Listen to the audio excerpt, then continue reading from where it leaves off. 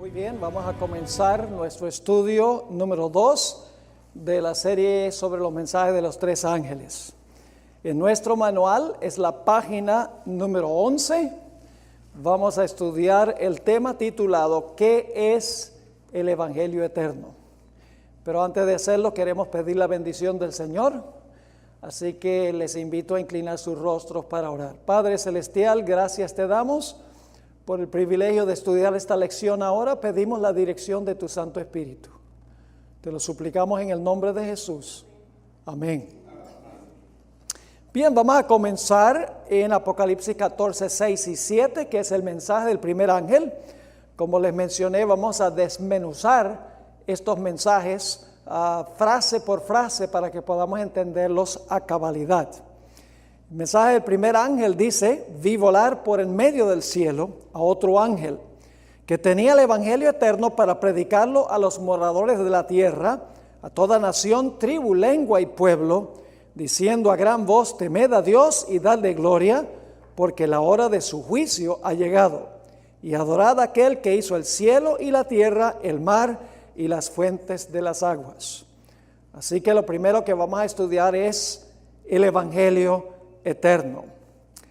Ahora, esta es la única vez en los escritos del apóstol Juan a donde él usa la palabra evangelio. Ustedes saben que él escribió el evangelio según San Juan, 13 epístolas de Juan y el libro de Apocalipsis. Este es el único lugar en todos esos escritos a donde el apóstol Juan usa la palabra evangelio. Ahora vamos a estudiar esta lección en 9 partes y lógicamente no vamos a poder cubrir todo el material que encuentran en el manual porque son demasiadas páginas. Vamos a sintetizar y abreviar. Por eso es muy importante que los que estén viendo estas presentaciones consigan el manual con Secrets Unsealed, con secretos revelados, para que puedan disfrutar de todo el material completo. Vamos a estudiar 9 puntos, 9 aspectos del Evangelio Eterno. Número 1, vamos a notar que fue diseñado por el Padre y el Hijo en los siglos de la eternidad. En segundo lugar, el Evangelio Eterno fue revelado por primera vez a Adán y Eva en el huerto de Edén después que ellos pecaron. En tercer lugar, el plan de la salvación se simbolizó por el sistema de sacrificios del Antiguo Testamento. Número 4, cuando Cristo vino a la tierra, Él cumplió el sistema ritual del Antiguo Testamento. Número 5, cuando Jesús terminó su obra de redención en la tierra y regresó al cielo, todo el cielo celebró su retorno allá. Número 6, para nosotros ser salvos necesitamos recibir los beneficios del Evangelio, es decir, debemos responder a lo que hizo el Señor Jesucristo. Número 7, la recepción del Evangelio implica ciertas obligaciones, es decir, el Evangelio no solamente son privilegios, sino que también encierra obligaciones: temer a Dios, darle gloria y adorar al Creador. Número 8, vamos a encontrar que la tarea que nos ha dado Dios es la tarea de predicar ese evangelio en todo el mundo. Y finalmente nos daremos cuenta que el tema del evangelio será el tópico de estudio durante los siglos de la eternidad después que sea eliminado el pecado. Así que ese es el bosquejo básico de la lección que vamos a estudiar a continuación. Ahora, lo primero que queremos preguntarnos es ¿por qué se le llama eterno a este evangelio? Si la salvación viene como consecuencia del pecado, pensaríamos que el evangelio solamente se aplica durante el periodo cuando hay que eliminar el pecado. ¿Por qué es eterno el evangelio? Bueno, porque este plan se formuló mucho antes que el pecado entrara al universo. Es decir, el plan fue diseñado por el Padre y el Hijo. Y básicamente el plan tenía 2 puntos.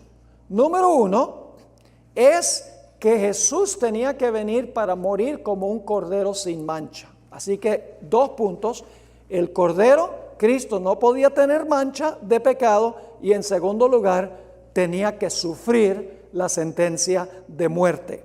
Vamos a 1 de Pedro 1, 18 al 20, que se encuentra en la página 12 del manual, a donde se encuentran estas dos funciones del Cordero en el Antiguo Testamento que simbolizaban a Jesús. Dice: sabiendo que fuisteis rescatados de vuestra vana manera de vivir, la cual recibiste de vuestros padres, no con cosas corruptibles como oro o plata, sino con la sangre preciosa de Cristo, ahí está hablando de su muerte, como de un cordero sin mancha y sin contaminación. Es decir, el cordero no podía tener mancha y luego ese cordero sin mancha se sacrificaba. El cordero sin mancha representa la vida perfecta de Cristo. Y el matar el cordero representaba la muerte de Cristo. Sigue diciendo en el versículo 19 que fuimos redimidos con la sangre preciosa de Cristo, como de un cordero sin mancha y sin contaminación. Esa es su vida perfecta. Ya, ahora fíjense, ya destinado desde antes de la fundación del mundo, pero manifestado en los postreros tiempos por amor de vosotros. Así que dice aquí que ya Jesús estaba destinado antes de la fundación del mundo para venir como el Cordero Inmaculado para morir. Pero eso se manifestó en los postreros tiempos por amor a nosotros. Es decir, el plan estaba hecho en los siglos de la eternidad, pero solamente se anunció cuando entró el pecado y se implementó. En Romanos 16, 25 al 27, el apóstol Pablo también nos habla en cuanto a por qué el evangelio es eterno. Voy a leer ahora el versículo 25.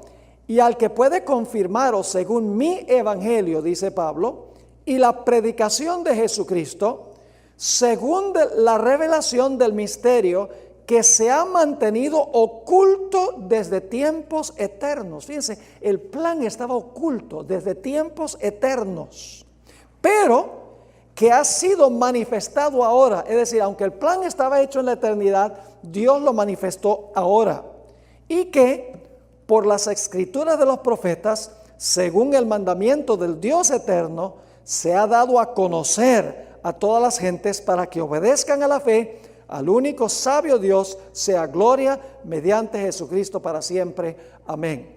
Así que el apóstol Pablo y también el apóstol Pedro nos dicen que este evangelio es eterno porque fue diseñado antes que el pecado entrara al universo, pero revelado cuando el pecado entró a este mundo.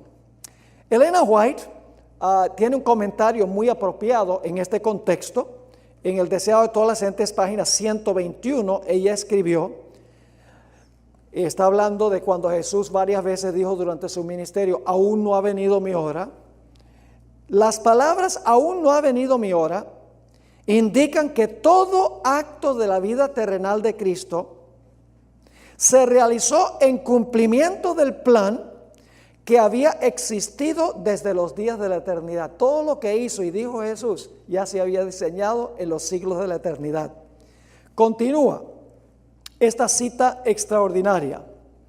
Antes de venir a la tierra, el plan estuvo delante de él, de Jesús, perfecto en todos sus detalles. Fíjense, el plan estaba hecho y antes que Jesús viniera ya se le reveló el plan.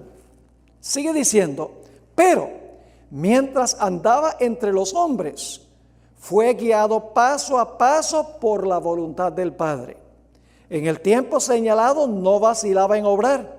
Con la misma sumisión esperaba hasta que llegase el tiempo. Es decir, Dios ya en la eternidad había diseñado un calendario para Jesús. Dónde debía estar, con quién se iba a encontrar, qué debía decir, qué debía hacer. Desde la eternidad ya eso se había determinado. Se implementó cuando vino Cristo Jesús. Ahora, el evangelio fue revelado a Adán y Eva. Este es el segundo punto. Primer punto es, el evangelio es eterno porque se diseñó o se formuló en los siglos de la eternidad en el plan que hicieron el Padre y el Hijo. El segundo punto es que Dios le reveló el evangelio a Adán y Eva cuando pecaron en el huerto del Edén. Ahora vamos a notar algunos puntos aquí. En el Salmo 104, 1 y 2, nos dice que Dios está cubierto con un glorioso manto de luz. Vamos a leer esos versículos. Bendice alma mía a Jehová. Jehová, Dios mío, mucho te has engrandecido. Te has vestido de gloria y de magnificencia. El que se cubre de luz como de vestidura, que extiende los cielos como una cortina. Noten que Dios se viste ¿con qué? Con luz. Luz como de vestidura. Ahora, ¿qué representaba este manto de luz que cubre a Dios? En realidad, el manto de luz que cubre a Dios, que es un manto literal, es decir, cuando se ve a Dios está cubierto de un manto de luz real, literal, pero eso representaba su justicia y su perfección. Ahora, quiero que notemos el Salmo 61:10, a donde nos dice que el manto de luz representa la justicia. Dice allí en Isaías 61:10, es la parte superior de la página 13, en gran manera me gozaré en Jehová. Mi alma se alegrará en mi Dios, porque me vistió con vestiduras de salvación, me rodeó de manto de justicia. Como a novio me atavió y como a novia adornada con sus joyas. Así que Dios está cubierto con un manto literal de luz, pero el manto literal de luz representa simbólicamente su justicia. Ahora, cuando Dios creó a Adán y Eva, los creó para reflejar su gloria. Notemos lo que dice en el libro Patriarcas y Profetas, página 26. Adán y Eva también estaban cubiertos con un manto de luz. Y ese manto de luz que cubría a Adán y Eva representaba su justicia, porque no habían pecado. Dice allí en esta cita, la pareja sin pecado no estaba vestida con vestiduras o mantos artificiales. Estaban cubiertos de una envoltura de luz y gloria, como la que viste a los ángeles. Fíjese, los ángeles también tienen un manto de luz. Mientras vivieron obedeciendo a Dios, este atavío de luz continuó, ¿qué cosa? Revistiéndolos. Así que Adán y Eva tenían un manto de luz real, literal. Claro. Notemos la cita en Palabras de Vida del Gran Maestro, página 252. Nuestros primeros padres estaban vestidos con mantos blancos de inocencia cuando fueron colocados por Dios en el santo huerto del Edén. Ellos, ahora fíjense qué representaban los mantos. Era luz real, pero simbolizaba algo.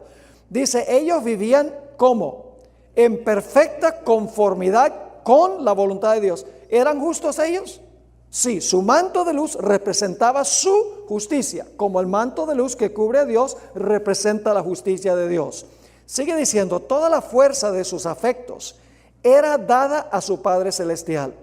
Una hermosa y suave luz, la luz de Dios envolvía a la santa pareja. Este manto era un símbolo, ahora fíjense que el manto de luz representaba algo. Este manto era un símbolo de sus vestiduras espirituales de celestial inocencia. Si hubieran permanecido fieles a Dios, Dios habría continuado, este manto de luz hubiera continuado, ¿qué cosa? Envolviéndolos. Así que, resumiendo, Dios tenía un manto de luz literal, representa simbólicamente su justicia. Adán y Eva fueron creados para reflejar a Dios. Ahora ellos también tienen un manto de luz literal que representa, mientras no habían pecado, su justicia. Pero luego la Biblia nos dice que Adán y Eva pecaron. No vamos a leer Génesis 3:6, que está en su manual, porque ustedes han leído eso muchas veces. Adán y Eva comieron del árbol de la ciencia del bien y del mal. ¿Y cuál fue el resultado de su pecado? Génesis 3:7, la primera parte del versículo, nos dice cuál fue el primer resultado. Dice, entonces fueron abiertos los ojos de ambos y conocieron que estaban, ¿qué cosa? Desnudos. Yo pregunto, ¿qué perdieron primero? ¿Su manto literal de luz o perdieron primero su manto espiritual? Perdieron el espiritual primero, porque perdieron su justicia. Pero cuando perdieron su justicia o su manto espiritual, ¿qué pasó con el manto literal de luz que los cubría? El manto literal desapareció, es decir, perdieron los dos mantos. El manto espiritual porque perdieron su justicia y el manto literal de luz porque pecaron contra Dios. Ahora, Elena White explicó, esto es en la página 14, en Palabras de Vida del Gran Maestro, página 252, lo que significa la pérdida del manto de luz literal y espiritual. Dice allí, pero cuando entró el pecado, rompieron su relación con Dios, es decir, perdieron su justicia. Y la luz que los había circuido, ¿qué pasó? Se apartó. ¿Perdieron los dos mantos, sí o no? Sí. Ahora, para solucionar el problema del pecado, ¿es necesario nuevamente restaurar los dos mantos? El propósito del plan de salvación es restaurar al hombre a donde estaban Adán y Eva. Restaurar el manto literal de luz y el manto espiritual de justicia. Ahora, ¿cuál fue la solución que le dieron a Adán y Eva al problema de haber perdido su manto de luz? Génesis 3:7, la última parte del versículo nos lo dice. Entonces cosieron hojas de higuera y se hicieron, ¿qué cosa? Delantales. Es decir, vamos a cubrir la desnudez física con hojas de higuera. Pero de nada valió porque aún se sentían desnudos después de cubrirse con las hojas. Noten Génesis 3:9 al 13. Mas Jehová Dios llamó al hombre y le dijo, ¿dónde estás tú? Y él respondió, oí tu voz en el huerto y tuve miedo porque estaba desnudo y me escondí. Y Dios dijo, ¿quién te enseñó que estabas desnudo? ¿Has comido del árbol de que yo te mandé no comieses? Y ahora escuchen, y el hombre respondió, la mujer que me diste por compañera me dio del árbol y yo comí.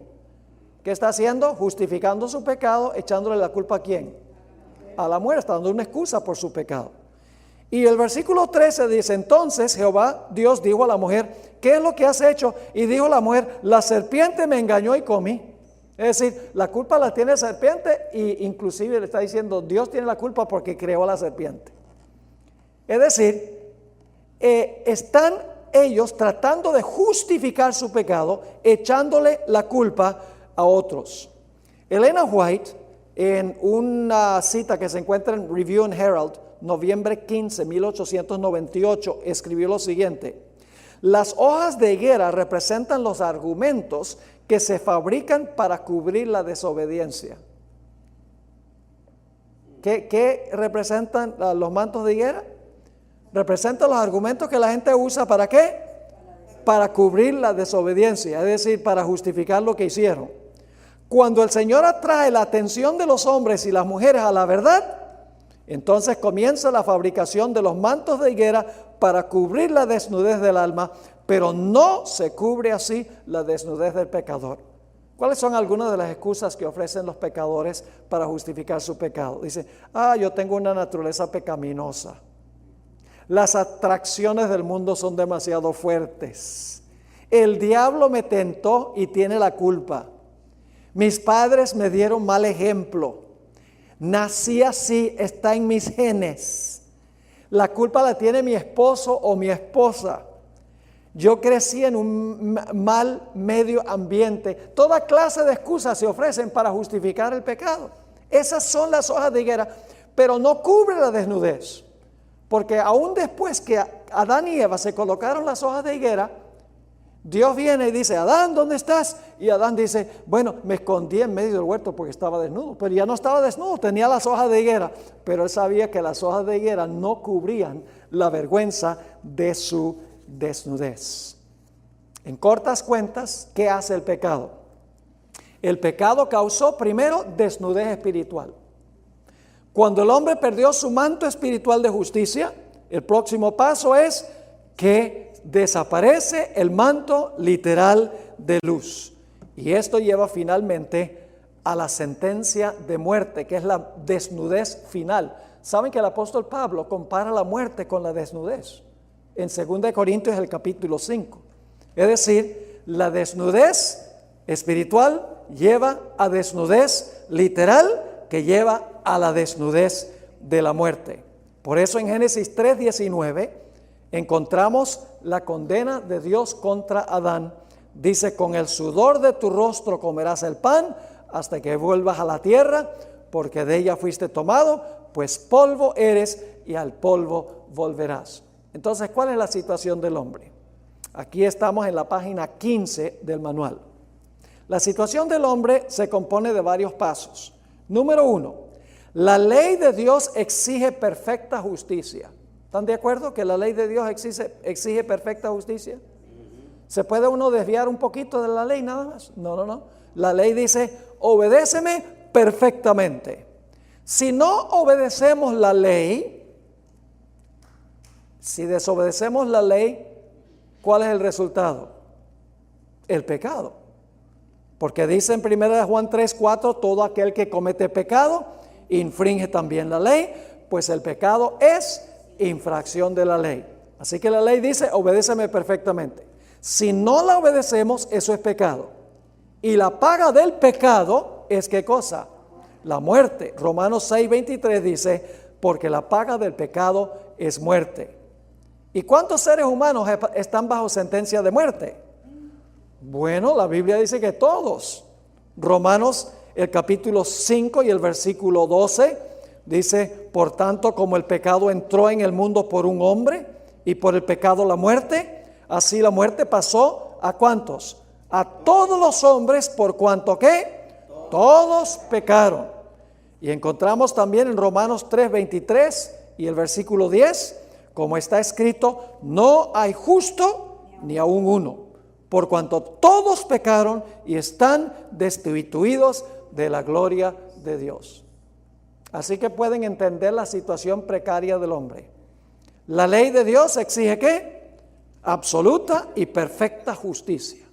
Si no le ofrezco perfecta justicia a la ley, eso es pecado. Y si peco, el resultado es ¿qué? El resultado es la muerte. Y como todos han pecado, todos merecen ¿qué?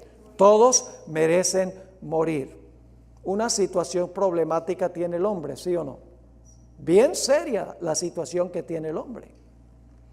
Ahora, la buena nueva es que el mismo día que Adán y Eva pecaron y se hicieron reos de muerte, ese mismo día Dios les reveló que había un plan para salvarlos, para restaurar el manto de justicia y para restaurar el manto literal de luz.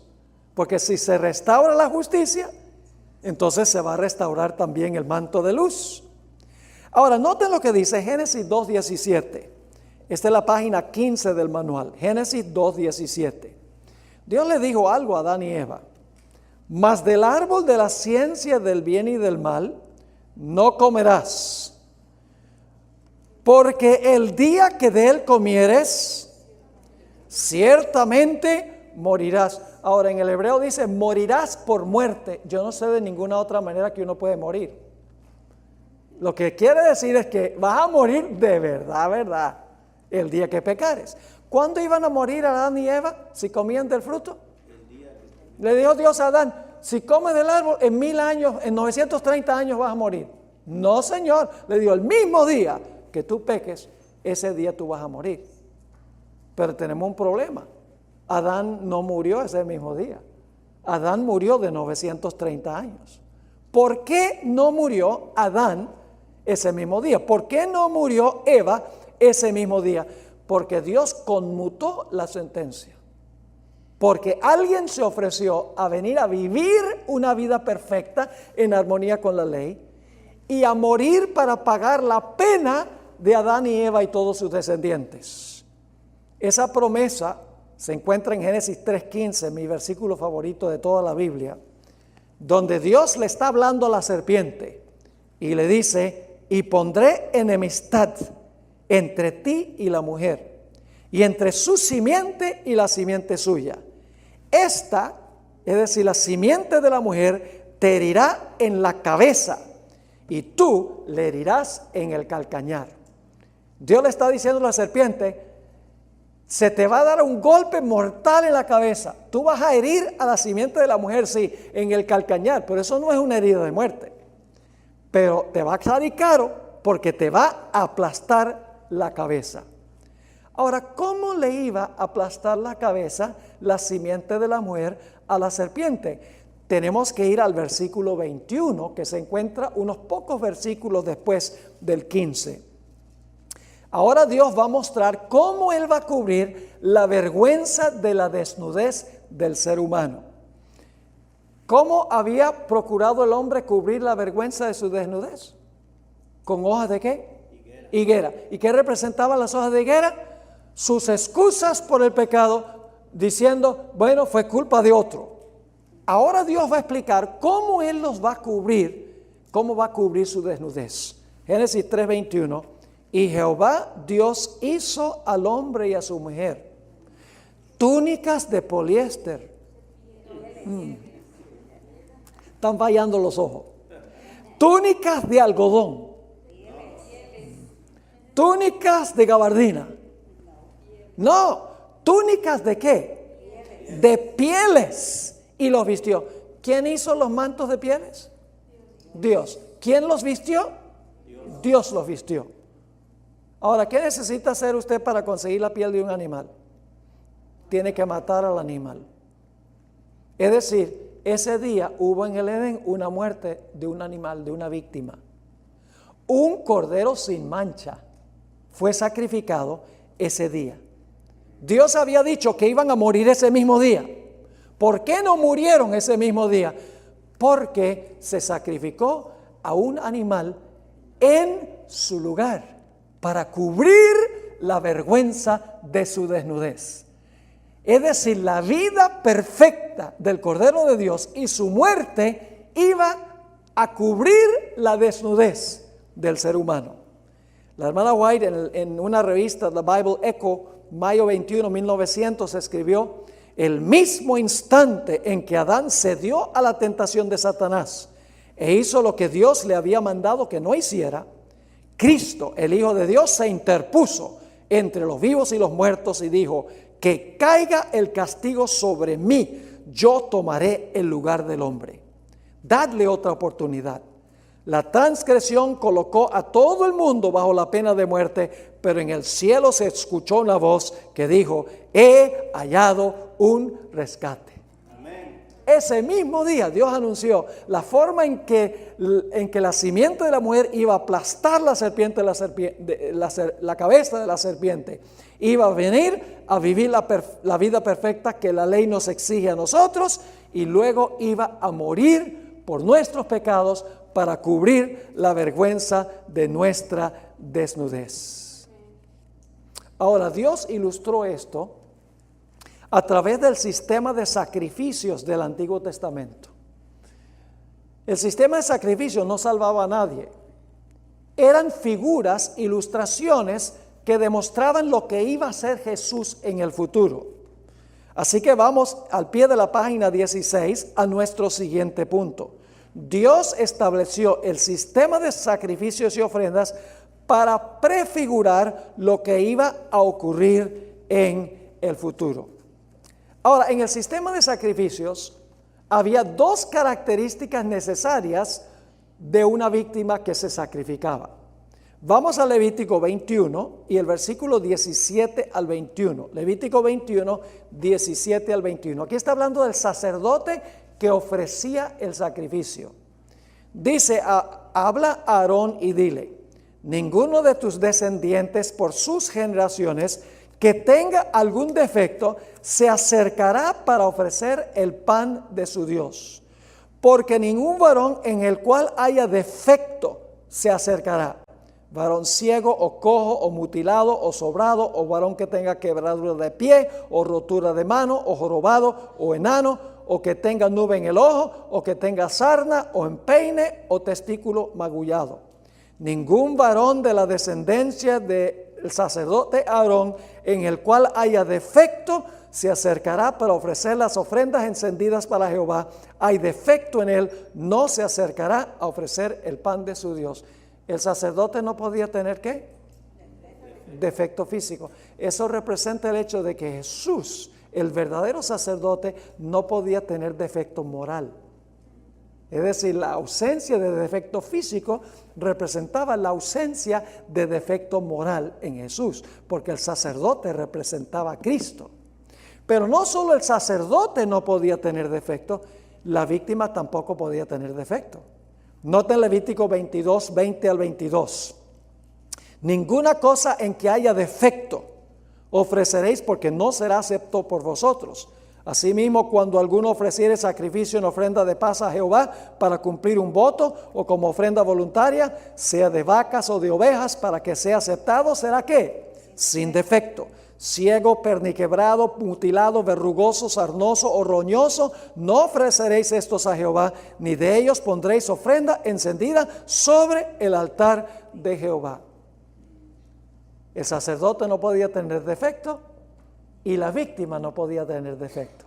¿A quién representaba la víctima? A Jesús. ¿Y el sacerdote? También a Jesús. Dice, ¿cómo es que el sacerdote y la víctima representan a Cristo? Porque Jesús ofreció su propio sacrificio. Él se ofreció. Él es el sacerdote que ofrece su sacrificio. Se ofreció a sí mismo, dice en el libro de los Hebreos. Por eso Jesús no tenía ningún defecto moral en su vida. Obedeció perfectamente la ley de Dios. Tenía perfecta y absoluta justicia. Es decir, el sistema de sacrificios representaba el hecho de que en el futuro iba a venir Jesús a vivir una vida perfecta y a morir como una víctima sin defecto para cubrir la vergüenza de la desnudez del ser humano. Pero este sistema del Antiguo Testamento no quitaba el pecado. Un sacerdote humano no nos podía representar ante Dios. Una víctima animal no podía quitar el pecado. El sacerdote representaba al Jesús que iba a venir. La víctima representaba la muerte futura de Jesús. Porque dice en Hebreos 10:4, porque la sangre de toros y los machos cabríos no puede quitar los pecados. Así que el sistema del Antiguo Testamento era un sistema de sombras que apuntaban hacia Cristo, la realidad. Ahora, en la página 17, vamos ahora al punto número 4, el cumplimiento de la promesa. Vamos a hablar ahora del momento cuando todos los ritos se cumplen en el Señor Jesucristo. Jesús vino a este mundo. Se enfrentó a todas las tentaciones de Satanás sin excepción, tentaciones 1000 veces peores que las nuestras. ¿Cuántos de ustedes alguna vez el diablo los ha tentado a convertir piedras en pan? Eso no sería una tentación para nosotros porque nosotros no podemos hacerlo, pero Jesús sí podía usar su poder divino para hacerlo. Jesús fue tentado mucho más que nosotros, pero la Biblia nos dice que aunque Jesús fue tentado en todo, nunca cometió pecado. Es decir, un sacerdote perfecto, con perfecta justicia, una víctima perfecta, sin ningún defecto. En Hebreos 4:15 dice, porque no tenemos un sumo sacerdote que no pueda compadecerse de nuestras debilidades, sino uno que fue tentado en todo según nuestra semejanza, pero sin pecado. Noten también lo que dice Hebreos 7:26. No solamente Jesús era un sacerdote, según dice esto, sin pecado, pero nos dice que no tenía mancha. Dice en Hebreos 7:26, porque tal sumo sacerdote nos convenía, santo, inocente, sin mancha, apartado de los pecadores y hecho más sublime que los cielos. Y ya leímos 1 de Pedro 1:18 y 19, a donde dice que fuimos redimidos con la sangre preciosa de Cristo. Eso se refiere a su muerte, pero era un cordero sin mancha y sin contaminación. Es decir, el Señor Jesucristo debía cumplir una doble función. Debía vivir una vida sin pecado y debía morir por los pecados de todos los seres humanos, para nosotros poder reclamar lo que Él hizo como nuestro. Ahora, estamos en la mitad de la página 18. Jesús sufrió, después de vivir su vida perfecta, Jesús sufrió nuestra sentencia de muerte. En el principio, el hombre pecó. Esto es un repaso. Cuando pecó, ¿qué sucedió? Perdió el manto de justicia espiritual y quedó espiritualmente ¿qué? Desnudo. Por haber perdido el manto espiritual, perdió también ¿qué cosa? El manto físico. Y el resultado final fue la desnudez de la muerte. Ahora Jesús tomó nuestro lugar. Jesús tomó sobre sí nuestros pecados. Tomó sobre sí nuestra desnudez espiritual. colgó sobre la cruz completamente ¿qué? Desnudo, porque Él estaba sufriendo la desnudez nuestra. Y finalmente sufrió también la desnudez ¿de qué? La desnudez de la muerte. Jesús, en otras palabras, tomó nuestro lugar. Vivió la vida que la ley nos exige a nosotros. Y murió la muerte que la ley nos exige a nosotros. Y algunos dicen, pero ¿cómo Jesús podía vivir por todos y morir por todos? Es muy sencillo, hermanos y hermanas. ¿A cuántas personas creó Cristo Jesús? Jesús creó a todos. Y siempre que digo esto, alguien dice, no, pero a mí no me creó, yo nací de mi mamá. Y le digo, bueno, ¿y tu mamá de dónde nació? Pues de la mamá de ella. ¿Y la mamá de ella de dónde nació? De la mamá de ella. Si vamos hacia atrás, ¿a dónde termina el proceso? Con Adán y Eva. Cuando Jesús creó a Adán y Eva, creó a todos los seres humanos, porque todos vienen de ellos. Solo el que creó a todos podía ofrecerse para venir y vivir en lugar de todos y morir en lugar de todos. Cuando Jesús vivió su vida perfecta, tejió un manto de perfecta justicia disponible a todo ser humano. Cuando Jesús murió en la cruz, murió por todo ser humano en el planeta. Dice en Gálatas 3 y el versículo 13, esto es al pie de la página 18, Cristo nos redimió de la maldición de la ley. ¿Y cómo lo hizo? Hecho por nosotros maldición. Jesús tomó sobre Él mismo la maldición que nos pertenece a nosotros. Como dice 2 Corintios 5:21, al que no conoció pecado, por nosotros ¿qué? Lo hizo pecado. Es decir, Jesús no pecó, esa es su vida perfecta. Pero el Padre colocó sobre Él los pecados de todos nosotros. No conoció pecado, pero el Padre lo hizo pecado para que nosotros al aceptarlo pudiésemos ser reconocidos como justos en Jesús ante el Padre. ¡Qué gloriosa verdad!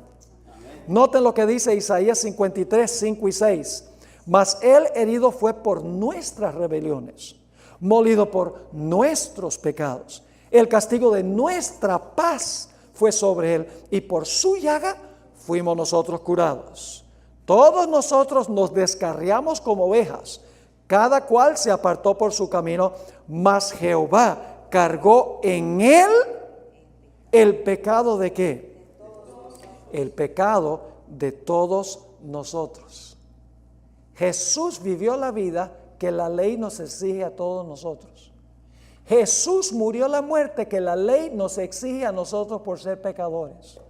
Es decir, Jesús vivió en lugar de todos y murió en lugar de todos.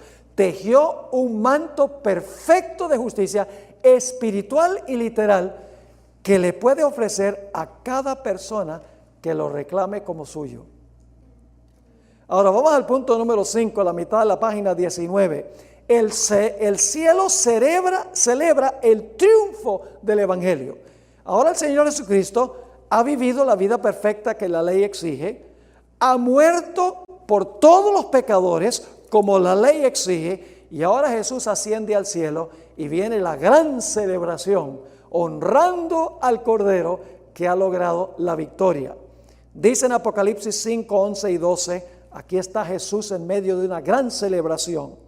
Y miré y oí la voz de muchos ángeles alrededor del trono y de los seres vivientes y de los ancianos, y su número era millones de millones, que decían a gran voz: al Cordero que fue inmolado es digno de tomar el poder, las riquezas, la sabiduría, la fortaleza, la honra, la gloria y la alabanza.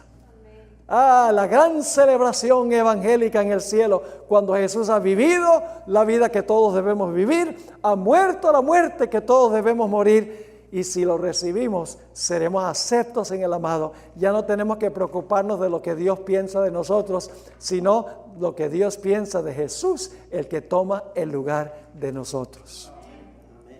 Pero ahora llegamos al punto número 6, a mitad de la página 19. Lo que Jesús hizo, lo hizo por todos. Vivió en lugar de todos y murió en lugar por todos. Pero no significa que por eso todo el mundo se va a salvar. Porque hay que aceptar el regalo del Evangelio personalmente. ¿Y qué significa eso? Romanos 6:23 dice, porque la paga del pecado es muerte, pero ¿el qué? El regalo de Dios es vida eterna en Cristo Jesús, Señor nuestro. Ahora, déjenme darles una ilustración para que puedan entender lo que estoy diciendo, que hay que aceptar el Evangelio. Jesús sí vivió por...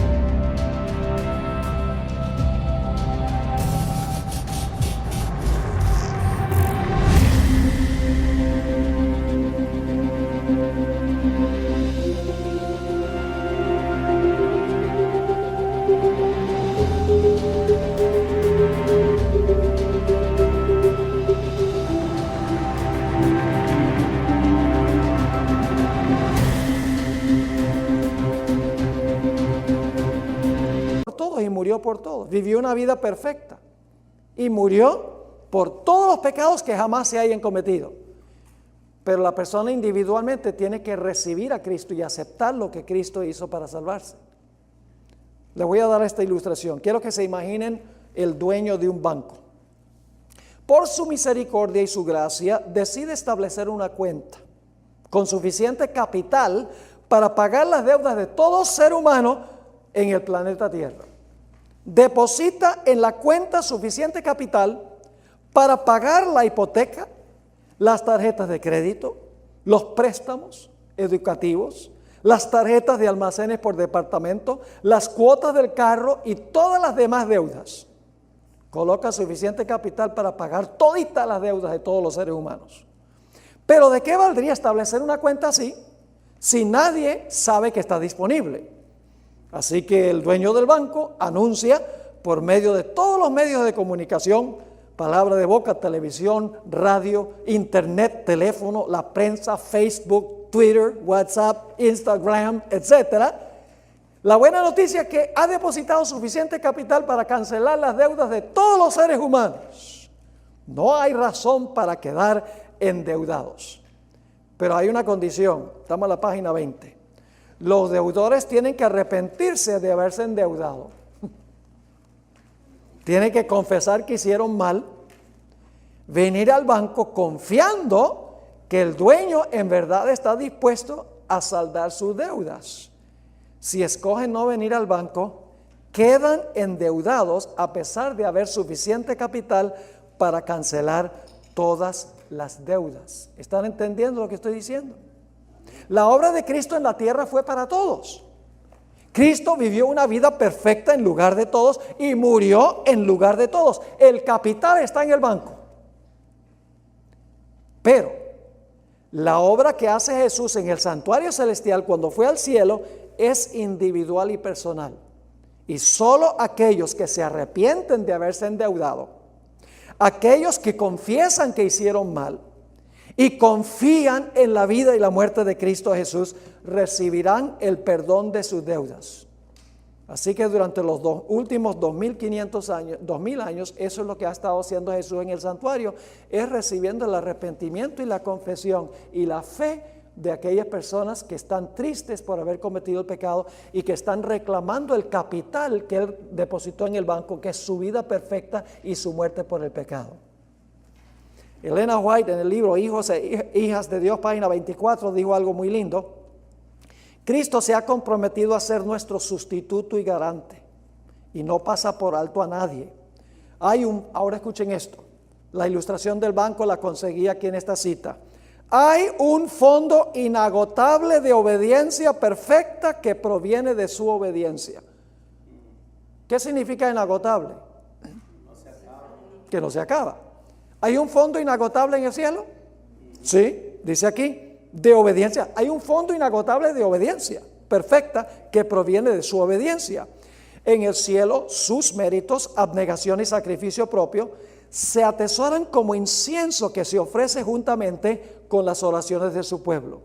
Cuando las oraciones sinceras y humildes de los pecadores ascienden al trono de Dios, Cristo mezcla con ellos los méritos de su propia vida perfecta, su propia vida de perfecta obediencia. Nuestras oraciones resultan fragantes gracias a este incienso. Cristo se ha comprometido a interceder en nuestro favor y el Padre siempre oye a su Hijo. Es decir, cuando yo me arrepiento y confieso mi pecado y confío en Jesús y vengo a Jesús en oración, el Señor Jesucristo se presenta ante el Padre y dice: Padre, por favor, acepta al pastor Bor en mí. Pon mi vida y mi muerte a su cuenta y acéptalo en el amado. Y Dios me mira como si nunca hubiera pecado. Pero yo tengo que reclamarlo. Usted sabe, para el Día de las Madres, los esposos le compran a la esposa un regalo. ¿Cuánto le cuesta el regalo a la esposa? Para la esposa es gratis, pero el esposo paga. Cuando Cristo vivió y murió, Él compró el regalo. Y lo compró para todos los seres humanos. Pero yo pregunto, ¿tiene usted la opción de rechazar un regalo? Sí, tenemos la opción de rechazar un regalo. Jesús compró el regalo por su vida perfecta y su muerte en la cruz. Pero solamente aquellos que vengan a Él y reciban el regalo, finalmente se salvarán. Ustedes conocen el versículo más famoso de la Biblia, Juan 3:16. Siempre nos enfocamos en la primera mitad del versículo y nos olvidamos la segunda mitad. ¿Qué dice ese versículo? Porque de tal manera amó Dios a Panorama City. Bueno, también. Porque de tal manera amó Dios ¿al qué? Al mundo, que ha dado a su Hijo unigénito. ¿Por cuántas personas dio Dios a su Hijo? Por el mundo. Pero entonces todos se van a salvar porque lo dio para todo el mundo. No. Dice, porque de tal manera amó Dios al mundo.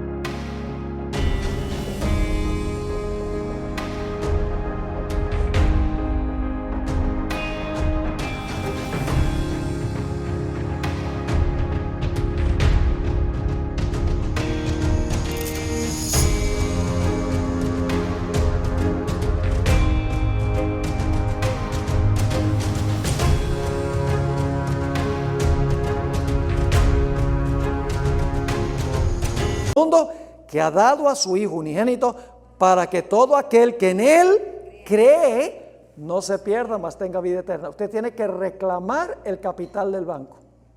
Usted tiene que recibir el regalo para beneficiarse. Usted no le puede añadir a la salvación. Usted sencillamente está aceptando a la vida perfecta de Cristo y su muerte en la cruz. Y Él está tomando esto y poniéndolo a su cuenta cuando hay arrepentimiento, confesión y fe en Él. No estamos haciendo nada para salvarnos, estamos aceptando la provisión que Jesús hizo, no lo que nosotros hemos hecho. Noten Hechos 2 y el versículo 38. Esto es en el día del Pentecostés. Pedro le dice a los que están reunidos allí: arrepentíos, ¿y qué? Y bautícese cada uno de vosotros en el nombre de Jesucristo para perdón de los pecados. ¿Cuándo es que los pecados son perdonados? Algunos creen que, cuando recibes a Cristo, ya todos los pecados están perdonados. No, aquí dice que cuando una persona se arrepiente y se bautiza en el nombre de Cristo, en ese momento recibe ¿qué? Perdón. Cuando Cristo murió en la cruz, no le perdonó los pecados a todo el mundo, porque el perdón es individual. Ustedes conocen ese versículo muy famoso. Vamos a pasar por alto algunos versículos aquí, pero en la página 21 tenemos 1 Juan 1:9. Dice: si confesamos nuestros pecados, Él es que fiel y justo para perdonar nuestros pecados y limpiarnos de toda maldad. ¿Cuándo es que Dios nos perdona nuestros pecados? cuando los confesamos. Y para confesarlos tenemos que estar arrepentidos. Entonces, ¿Cristo perdonó todos los pecados de todas las personas en la cruz? No, Señor. Usted individualmente tiene que reclamar el capital en el banco, su vida perfecta y su muerte por el pecado. Note lo que dice Hebreos 7:25. Muy interesante este versículo. ¿Intercede Jesús por todos los seres humanos en el santuario? No. Escuchen lo que dice Hebreos 7:25. Por lo cual puede también salvar perpetuamente ¿a quiénes? A los que por él se acercan a Dios. ¿Por quiénes intercede Jesús? Por los que por Jesús se acercan a Dios, viviendo siempre ¿para qué? Para interceder por ellos. Porque por los que se acercan a Dios por medio de Jesús, para reclamar el capital. Elena White tiene dos citas hermosas aquí. Una está en el libro Fe y Obras, página 110. Es la justicia de Cristo lo que hace que el pecador, ¿qué clase de pecador? Penitente, es decir, entristecido por su pecado, sea aceptable ante Dios y lo que obra su justificación. No importa cuán pecaminosa haya sido su vida, si cree en Jesús como su Salvador personal, está parado delante de Dios con las vestiduras inmaculadas de la justicia imputada de Cristo. Cuando recibo a Cristo, recibo el manto ¿qué? Espiritual. ¿Cuándo recibo el manto literal de luz? Cuando Cristo venga. Cuando vista esto mortal de inmortalidad y esto corruptible de incorrupción, entonces tendré el manto literal. Pero ahora puedo tener el manto espiritual de la justicia de Cristo. Si lo recibo como mi Salvador, si recibo su vida y su muerte, arrepentido, confesando el pecado, teniendo fe en Él y por el poder de Dios venciendo el pecado. En el libro La fe por la cual vivo, página 109, dice: la gracia de Cristo justifica gratuitamente al pecador sin mérito o reclamo de su parte. La justificación es el perdón pleno y completo del pecado. Ahora viene la parte linda. El mismo instante en que el pecador acepta a Cristo por fe, recibe perdón. Se le imputa, la palabra imputa significa se le acredita, se le pone a su cuenta, se le imputa la justicia de Cristo y ya no debe dudar en cuanto a la gracia perdonadora de Dios. Qué linda cita. ¿Están entendiendo lo que estamos estudiando? Ahora tenemos que ir al punto número 7 rápidamente. Los imperativos del Evangelio. ¿Sabe? Muchos cristianos les encantan los beneficios del Evangelio, pero no les gustan los imperativos o lo que Dios manda. Eso indica que en realidad no han recibido a Cristo como Salvador. El mensaje del primer ángel tiene 3 imperativos. Teme a Dios, dale gloria, adora al Creador. Es decir, los que han aceptado el Evangelio van a cumplir los imperativos o los mandatos que da el mensaje del primer ángel. El Evangelio exige cambios en nuestro estilo de vida. El Evangelio afectará cómo hablamos, qué comemos y bebemos, cómo usamos nuestro tiempo, qué vemos, qué oímos, qué lugares frecuentamos, cómo manejamos el dinero, cómo tratamos a otras personas. Cuando el Evangelio ha alcanzado nuestra vida, nuestro estilo de vida, nuestra conducta cambia. Y si no ha cambiado,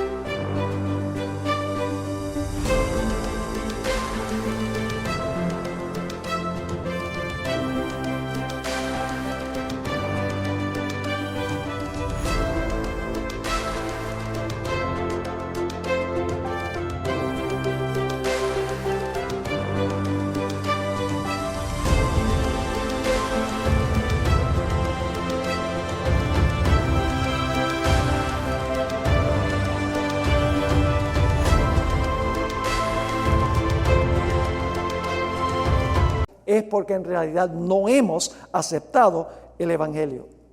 Muchos cristianos enfatizan tan solo los beneficios del Evangelio y no están dispuestos a cumplir con los requisitos del Evangelio. Ven el Evangelio como una forma barata de escapar a la condenación sin un cambio en la vida. Dicen, Cristo pagó todo, estoy salvo y no necesito preocuparme por cambiar mi estilo de vida. Vamos a leer Tito 2, 11 al 14. Pasaje muy interesante. Porque la gracia de Dios, ¿la qué? La gracia de Dios, y mucha gente habla de eso, se ha manifestado ¿para qué? Para salvación de los hombres. Pero ahora quiero que noten algo muy interesante. La gracia de Dios, que es favor inmerecido, nos enseña algo. ¿Qué nos enseña la gracia de Dios? Dice, enseñándonos que ¿qué? Renunciando a la impiedad y a los deseos mundanos, vivamos en este siglo sobria, justa y piadosamente. ¿Qué nos enseña el Evangelio? Que debemos vivir ¿cómo? Sobria, justa y piadosamente, aguardando la esperanza bienaventurada y la manifestación gloriosa de nuestro gran Dios y Salvador Jesucristo, quien se dio a sí mismo por nosotros, ¿con qué propósito?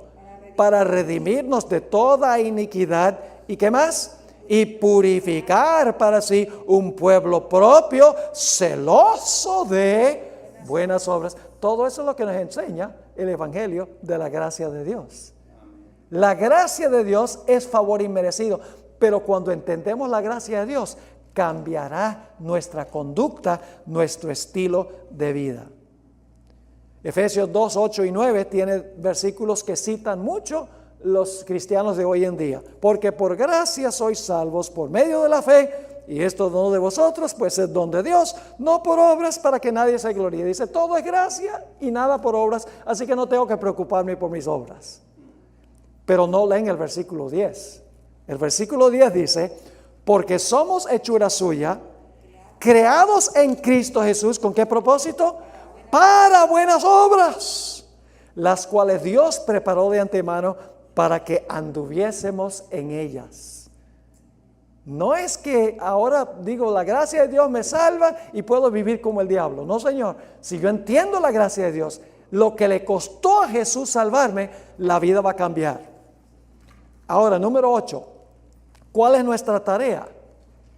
Nuestra tarea es predicar ¿qué?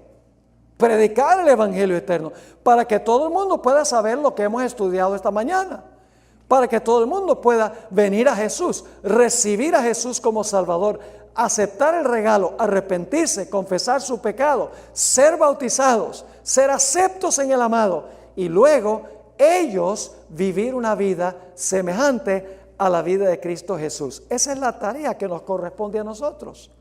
Por eso dice que el ángel proclama el Evangelio eterno y proclama también los imperativos que se deben implementar como resultado.